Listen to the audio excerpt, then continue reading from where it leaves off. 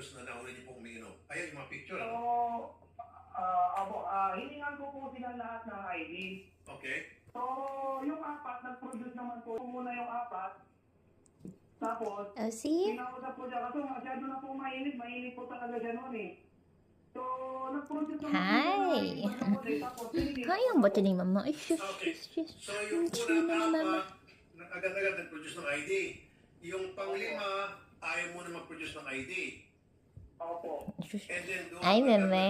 nagka-discussion. Hi, mama. And then, Good morning, mama. Oh, nag-produce na shoot. rin siya. Goy, goy, goy, goy, goy. Opo. And then, mag-produce lang po siya ng ID. Okay.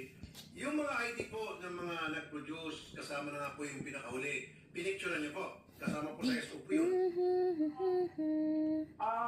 Yung apat, Kitty, napicture ako kitty, po yung kitty, mga ID, nakakapa ko na ng ticket. kitty, Yung panghuli po, hindi na po pinapicturean yung ID niya.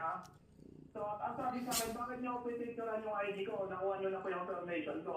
So, hindi po siya pumayag. May data privacy act po tayo. So, hindi ko na po pinicturean. Pero sinulat ko po doon sa ticket kung ano po yung ID na binigay niya po sa akin. That's not food. So nagpresenta po siya ng ID. Anong klaseng ID po yung presenta sa inyo?